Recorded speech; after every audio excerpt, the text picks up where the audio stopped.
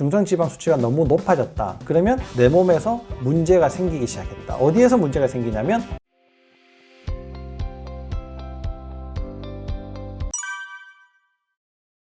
요즘 이제 굉장히 관심이 많은 게 이제 콜레스테롤인데요. 뭐 저희 사이트에서도 콜레스테롤 100만 조회수를 찍을 만큼 콜레스테롤은 관심이 너무 많아요. 이 수치를 막 올리셔가지고 내 상태가 어떤가를 물어보시는 분들도 너무 많으신데요. 이 콜레스테롤은 물론 이제 혈관학회에서 만들어 놓은 기준 가이드라인이 있어요. 기준 가이드라인은 문제가 좀 심각한 분들한테 적극적으로 좀 이제 기준으로 잡아서 치료를 해야지 되는 가이드라인인데, 일반인들한테도 그것이 다 오로지 적용이 된다는 것 자체가 조금 문제가 있습니다. 이게 무슨 얘기냐면, 많은 사람들이 물론 대학을 가기는 가지만 대학을 안 가도 일을 잘 할 수 있잖아요. 잘 살아갈 수 있잖아요. 근데 대학 중에서도 서울대를 다 갈 필요는 없잖아요. 처해져 있는 그런 상황에서 내 몸을 어떻게 관리할 건가를 먼저 아는 게 더 중요하다는 거죠. 그럼 콜레스테롤의 이제 측면으로 조금 더 이제 좁혀서 이야기를 해보면, 우리가 이제 보통은 총 콜레스테롤이 200 이하여야지 된다, 이렇게 이제 이야기를 하는데요. 근데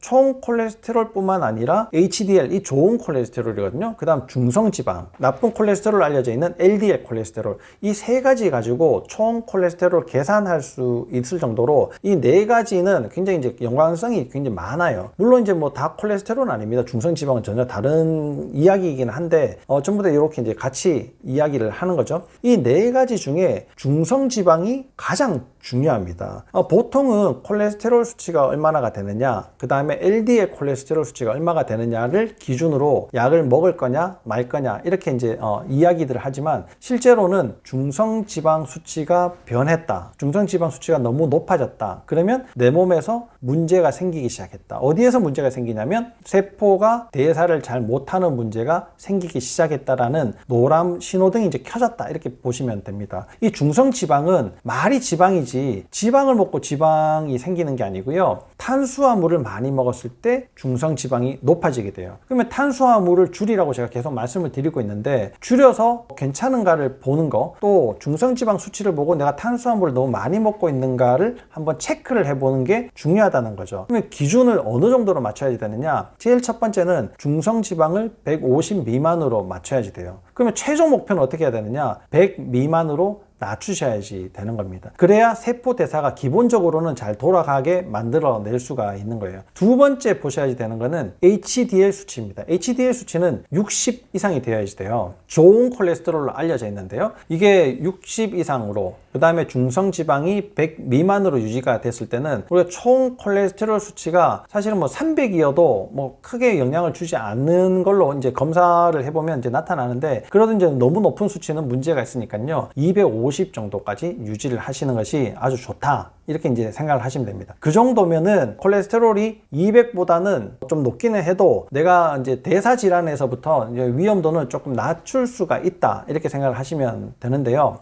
내가 콜레스테롤을 적극적으로 떨어뜨리기 위해서 약을 드시지 않습니까? 근데 약을 먹으면 여러 가지 문제들이 다 해결이 돼야지 되잖아요. 왜냐하면 혈관의 문제들을 많이 만들어낸다라고 이제 알려져 있기 때문에 이제 그런데요. 그러면 콜레스테롤 수치를 적극적으로 떨어뜨린 사람들이 다른 문제는 안 생기느냐는 거예요. 혈압을 적극적으로 떨어뜨린 사람이 다른 문제는 안 생기느냐의 이야기랑 똑같은데, 콜레스테롤 수치를 아무리 이제 떨어뜨려도 치매가 덜 생기도록 하는 거 영향이 별로 없다, 이러거든요. 논문을 찾아보면 여러 가지 대사 질환들이 그 다음 이어서 나타나게 돼요. 고혈압이 이미 있거나 당뇨가 이미 있거나 또 나타나거나 다른 여러 가지 문제들이 연달아 일어나기 때문에 우리가 콜레스테롤 수치를 적극적으로 단독적으로 치료를 하기보다는 내 몸 전반적으로 관리를 할 수 있는 변화를 통해서 먼저 콜레스테롤 수치를 조절하는 것이 좋은데, 그 기준이 중성지방 100 미만, HDL 60 이상으로 관리를 하시는 것이 아주 중요합니다. 여기에서도 좋다고 하면 HDL 수치가 많이 올라가면 좋을 것 같잖아요. 그런데 HDL이 90 이상이 되면 문제는 또 생깁니다. 좋다고 해서 마냥 다 좋은 것만은 아니기 때문에 그런데요. 그리고 이제 겨울에 춥다 그래가지고 안에 옷도 있고 내복도 있고 세타도 있고 그 위에 또 조끼도 있고 여러 가지 옷들을 입을 수가 있잖아요. 그렇게 여러 가지 몇몇 겹의 옷을 입어버리면 어떻게 되겠어요? 굉장히 움직이기 움직이기도 어렵고 어디 들어가면 굉장히 더워서 또 옷을 한참 벗어야 되고 나갈 때는 또 옷을 한참 입어야 되고 이런 불편감 문제들이 생기는 것처럼 HDL도 좋은 콜레스테롤이기는 하지만 90 이상이 되었을 때는 경고 신호등이 켜졌다 이렇게 보시면 되는데 어떤 경고 신호등이 켜졌냐면 바로 내가 탈수의 가능성이 높다라는 것을 꼭 염두에 두셔야지 됩니다. 이런 두 가지의 상황, 그 다음에 콜레스테롤 수치를 250 정도 이하로 유지를 했을 때는 LDL 수치가 이제 검사를 해보면 뭐 150에서 왔다 갔다 할 수 있는데요. 일반적으로는 100에서 150 사이가